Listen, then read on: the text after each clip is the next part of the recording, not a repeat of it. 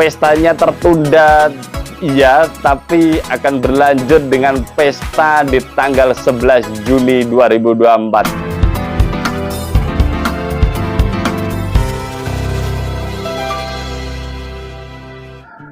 Pesta kemenangan tim nasional Indonesia di Gelora Bung Karno bersama lebih dari 60.000 supporter tim nasional Indonesia harus tertunda. Hal ini karena kan tim nasional Indonesia masih harus mengakui keunggulan dari Irak dengan skor 0-2. Selamat untuk Irak yang mengambil poin penuh, 5 kali bertanding, 5 kali menang, 15 poin, sapu bersih dan bertengger di puncak klasemen. Sementara itu dengan adanya kekalahan ini, tim nasional Indonesia masih berada di posisi runner up dengan 7 poin, kemudian disusul Vietnam dengan skor atau dengan poin 6 setelah semalam mampu membantai dengan sangat dramatis saat melawan Filipina dengan skor 3-2, dan di dasar klasemen ada Filipina yang hanya mendapatkan 1 poin. Bagaimana melihat tim nasional Indonesia semalam? Apa yang bisa kita lihat? Ya, terus kemudian kita akan bisa melihat lebih jauh bagaimana peluang tim nasional Indonesia untuk bisa lolos ke putaran ketiga. Ya, drama berlanjut, ya. Menonton tim nasional Indonesia tanpa deg-degan itu kayaknya kok nggak mungkin. Harus menunggu last minute, ya, memastikan lebih awal ternyata belum menjadi mentalitas dari tim nasional Indonesia, dan tim nasional Indonesia masih terus berproses. Kalau kita lihat apa yang terjadi dalam pertandingan Indonesia melawan Irak, ya, di babak pertama jujur saya surprise dengan apa yang ditampilkan Sintayong. Jadi biasanya Sintayong itu pola permainannya tetap moderat dulu, ya, menjaga merapikan organisasi pertahanan, terus kemudian ketika melihat memang kemampuan dari lawan bisa dihajar, barulah serangan itu kemudian dimunculkan.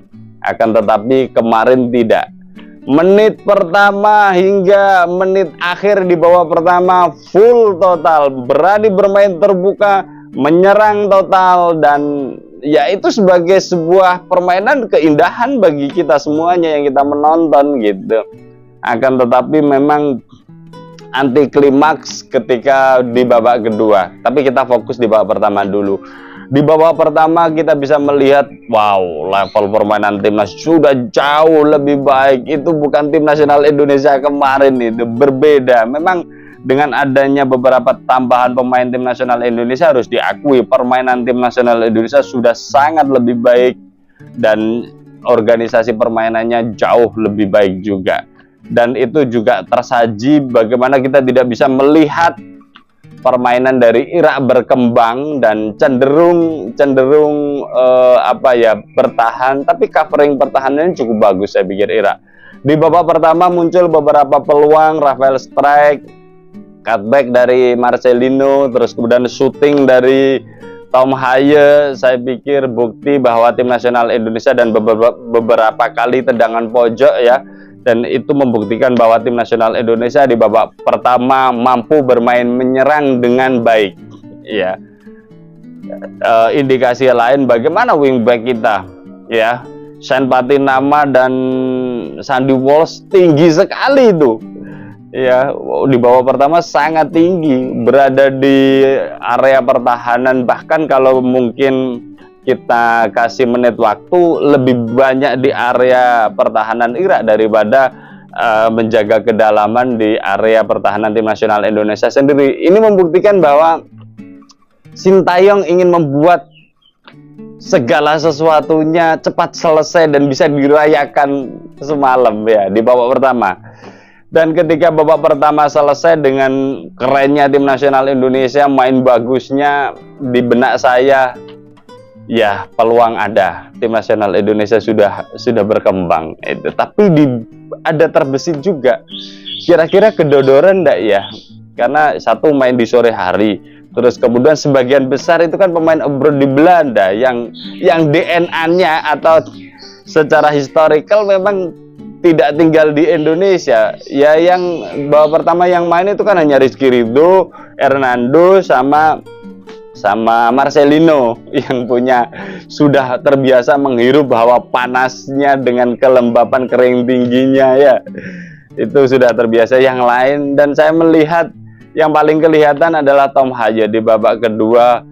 Ya, mulutnya sudah mulai membuka saat bernapas, dan itu salah satu indikator saya pikir.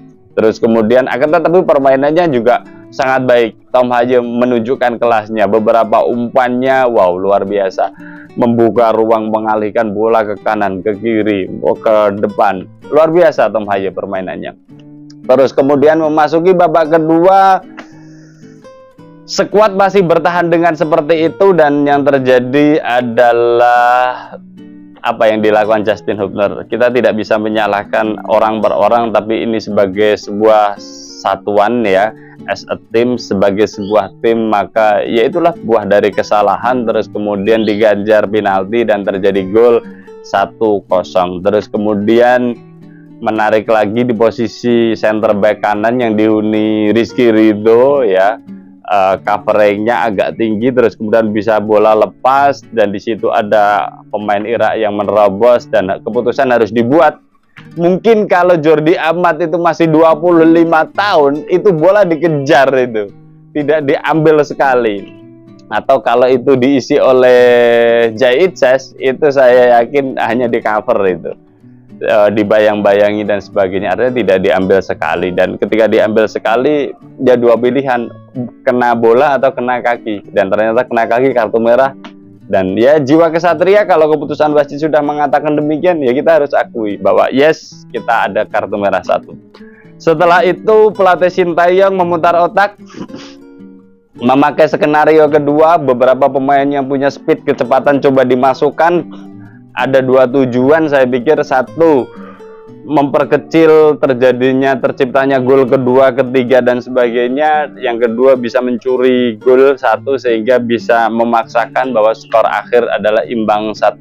Akan tetapi yang terjadi, muncul blunder dari Hernando, dan ya sekali lagi Hernando bikin kesalahan ya, tapi tidak salah sebagai sebuah tim, karena ini ya permainan tim. Salah satu salah semua, bukan satu-satunya salah ya. Disitulah Hernando, ya kita bicara mentalitas. Sebenarnya kalau Hernando mau sekali buang ya selesai urusan. Akan tetapi di sini adalah ya perjalanan mentalitasnya di sini.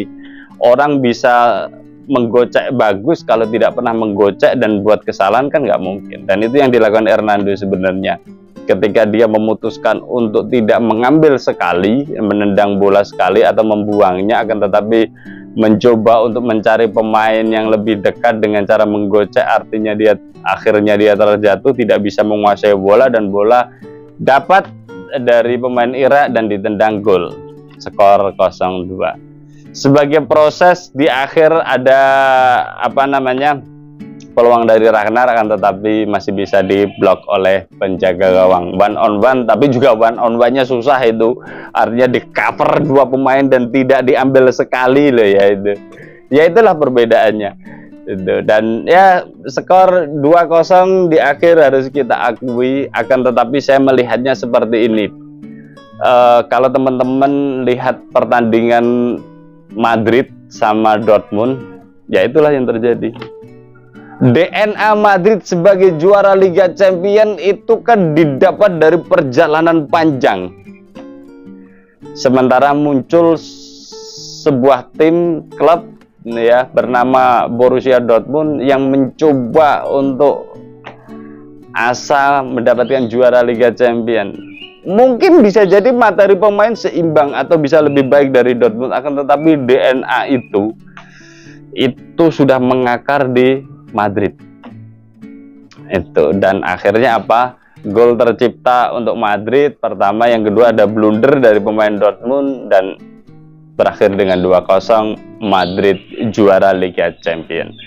Nah itu yang sebenarnya dicari, ini lagi dibangun di tim nasional Indonesia. perjalanan istilahnya mengganti DNA dari loser menjadi winner. Iya, ini kan butuh waktu itu. Tapi yang pasti gini, kalau saya melihatnya, ini bukan tim nasional Indonesia versi yang dilatih McManamy ya, bukan menyalahkan McManamy-nya, tapi memang waktu itu kondisionalnya, auranya. Sama-sama kalah misalkan waktu itu dengan tadi malam. Tapi saya melihat masih ada harapan untuk tim nasional Indonesia hari ini. Jadi ya ini membangun DNA yang mentalnya mental menang, ya butuh waktu, butuh proses gitu. Ya menang kalah, menang kalah, menang kalah, tapi grafik harusnya naik ya. Nah, itu yang terjadi perbedaan. Tapi meskipun tim nasional Indonesia kalah semalam, saya masih yakin tim nasional Indonesia akan bisa berbuat lebih baik ke depan, karena memang di dalam atau di luar dari tim nasional Indonesia sendiri ini ada orang-orang yang mengupayakan agar tim nasional Indonesia akan terus meningkat permainannya. Terus kemudian kalau ditanya bagaimana peluang tim nasional Indonesia, ini ngeri-ngeri sedap lagi nih. Ya posisinya ya secara di atas kertas jelas tim nasional Indonesia peluangnya masih besar ya. Akan tetapi kita tidak tahu apa yang terjadi dengan surprise-nya saat nanti Irak melawan Vietnam. Kalau Vietnam mampu memenangkan pertandingan, maka itu menjadi game changer bagi tim nasional Indonesia, dan biasanya pertandingan terakhir akan dilakukan secara bersama-sama.